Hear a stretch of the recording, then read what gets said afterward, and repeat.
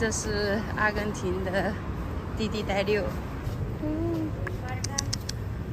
Hello， 大家好，我是猫猫，又是新的一天了。我的室友呢，今天就要回国了。然后在走之前，我说来吃一个西班牙的特色。然后我们找了一个当地以足球风格开的一个餐厅，很出名哦。然后里边有各种各样的足球风格的东西，走，带你们看看去。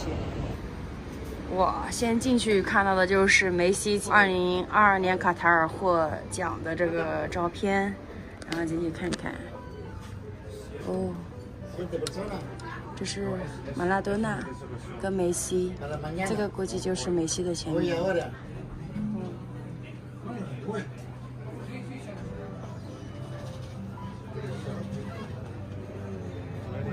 这边有好多各种各样的签名，这每一件球衣都是签了名挂上去的。可以看得到上面的球衣都是签名球衣。哇！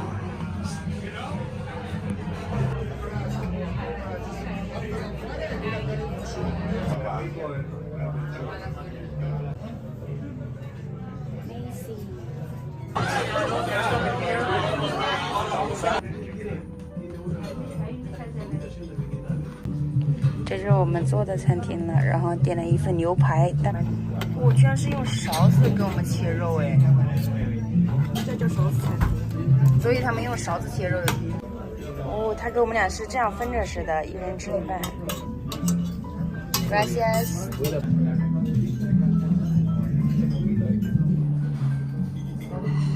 这个肉是真的好嫩。我的牛排已经全没了，然后还有一份焦糖炖蛋的甜品是我最爱吃的。买单了，我们2个人吃了这个2个牛排，然后再加2个甜品，一共是245块钱元，13000披索。你看一个人合下来的话，一份牛排也就100来块钱。关键是它这个牛排很嫩啊，它的口感很好。这边也有很多当地人会来吃。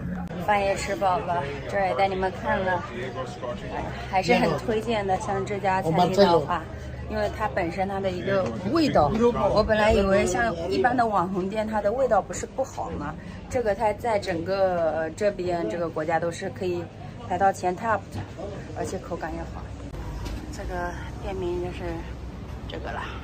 The next day. Hello， 大家好，我是猫猫。今天是在阿根廷的布宜诺斯艾利斯，然后呢，我的室友已经飞回国了。这是他飞回国之前我们俩住的地儿，给你看一下，这个大概是在400多块钱一晚。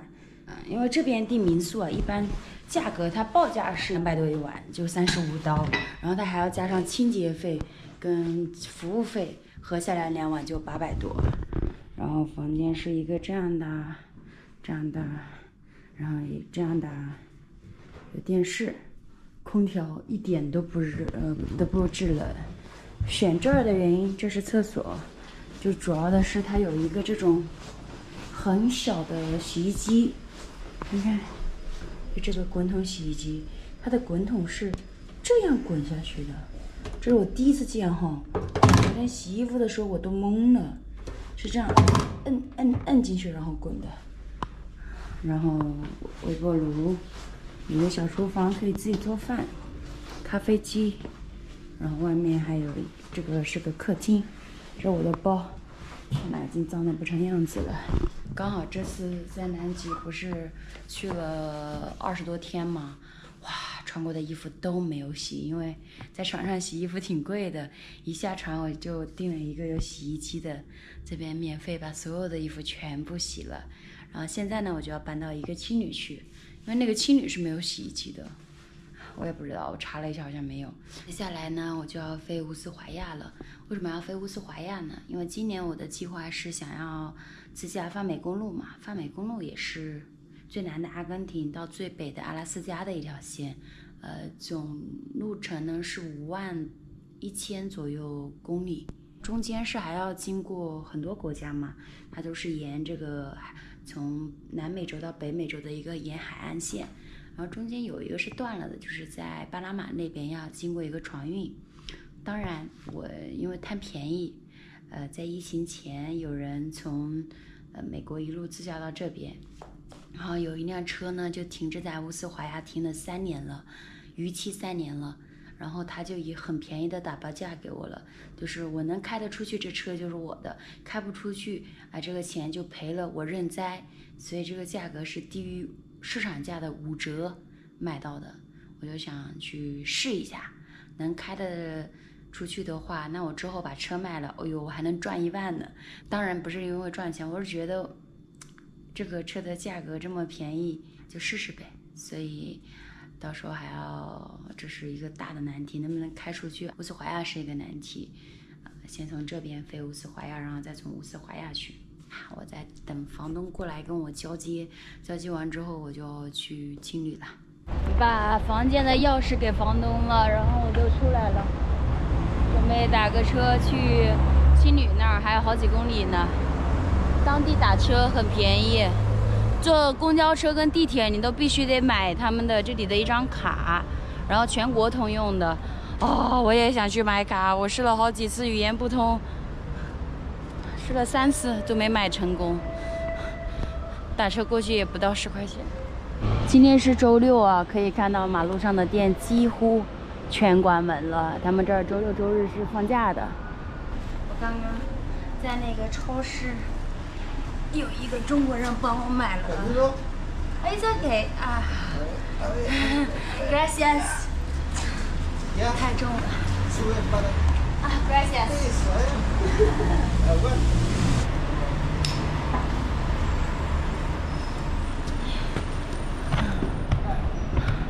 我发现这边的中国人还有阿根廷人都好热情啊！我不是这里超市嘛，遇到一个中国人，然后本来只是想换点钱。想去找个旅行社买机票，然后飞乌斯怀亚的机票，也想买个电话卡。然后这个姐姐跟她老公就告诉我，现在周末旅行社不开门，然后他们又在网上帮我买了票，用他们的银行卡，而且按黑市的汇率买的，分文不收取什么手续费，还帮我把机票打出来了，哇，真好！还要请我吃冰淇淋。我发现在这边遇到的中国人好像都很热情，人都很好，跟其他国家不一样。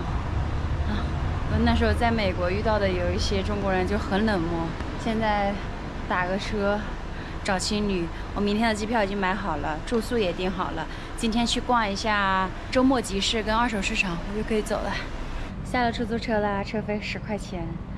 他们当地人会觉得就是打车好贵，但是我们如果出来进来拿美金消费的话，就是打5折，所以我就会觉得这个价格我还能接受。这个就是我要住的青旅了，在这里。我的行李好重啊，我捡了我室友一个3脚支架，这个好重，现在估计有个90斤了。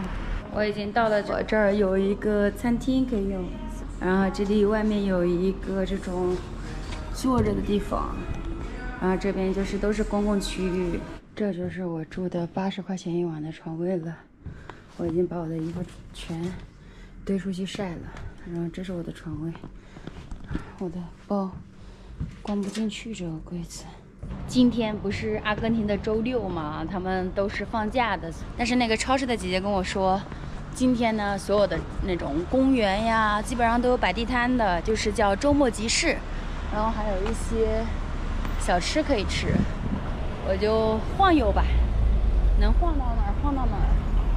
然后姐姐跟我说，她在这边待了10几年吧，手机被偷被抢，甚至他们开的那个超市，人家拿这个进来抢都很多次了，所以叫我千万要把手机藏起来。我就专门有买了那个手机袋子，都是藏里边的。因为他们要么有的人是拿这个出来，有的人是骑摩托车直接抢了，所以我今天就瞎逛，我也不想把手机带出来。他们果然都不开门，走了一路了，就正常的所有的店都关着，餐厅都关。他们放假是真放假呀，跟我之前去那个 Reunion 差不多。因为这边是在旅游景区，发现这边治安还是挺好的，为什么呢？隔个100米就有警察，就有巡逻的点，所以我就觉得，这边感觉好像挺好的，因为当地人都会把手机拿在手上了，这是我第一次看到。你看，因为阿根廷在以前是一个发达国家，所以它以前的老的建筑呀都是很漂亮的。以前阿根廷是算一个很有钱的国家了，你说南美为数不多的发达国家，现在只剩智利了，所以他们这边老一辈的人都很有钱，年轻一辈的人呀他就穷。而且我之前看过一个新闻是什么，一个老人走了，剩下的好多财产居然留给了他那只狗，不知道你们看过这个新闻没有？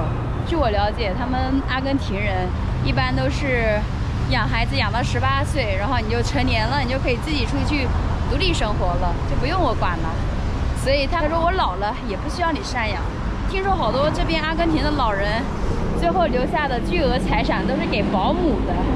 这边豪车上面坐的基本上都是老人家，因为之前老一辈的时候有钱呀。以前美金跟阿根廷的币是1比1的。我发现还是有一些店是开着门的。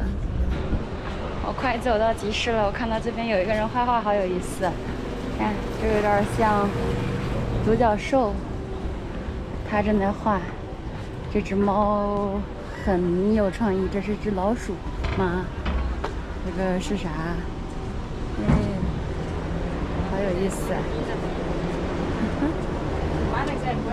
这也只有周末能出来，因为店铺全关门了，店铺不关门也摆不了。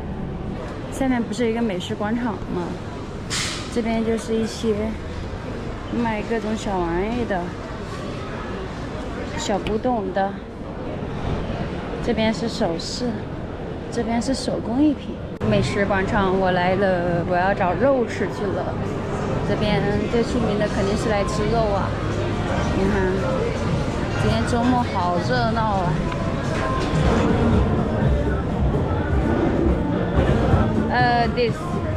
我今天就在这个美食广场吃份牛排了，在这儿点的一份是3000，也就是60块钱一份牛排。我点的牛排上来啦，我要尝一下这个美食广场的牛排，跟我昨天去吃的牛排店怎么样？手机要藏起来。这个肉会有点老，昨天那家店的好吃多了，没有对比就没有伤害。这个肉都切不烂，昨天吃的那个肉嫩到拿勺子就可以咬断了。吃完啦，买单买单。然后还有一个小费，10%的小费。我怎么感觉这个有点像八仙过海呢？哦，没错，它就是八仙过海。原来这是一个古董店呀。今天街头好多演出的呀，周末里。这就是他们阿根廷的周末小集市了，就是有这种小公园，他们都会出来摆摊。前面还有人跳探戈，看看，好多好可爱的冰箱贴。哎，我最喜欢这个啊，这个是胸针，这边都是自己手工做的，基本上都是首饰多一点，而且都是他们现场在这儿绑的首饰多一点。这个集市不是很大，大概就是这样。就这个还挺好看的，我果然越来越喜欢绿色了。这个还有动物的，这是一些小刀。欧啦，哎，这个周末小集市就是这样了，再逛就没了。这是一些二手衣服了。这个就是拿竹子做的这个笛。瞧，诶，这里有我喜欢的东西。哇，这个好有意思。看欧莱，这边还有人跳探戈。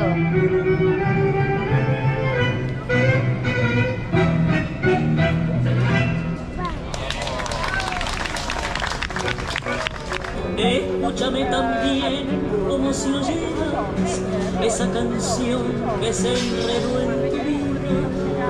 y que vuelve de pronto sin que quieras y que es más triste cuando no se olvida que comer. Llega la noche, papá.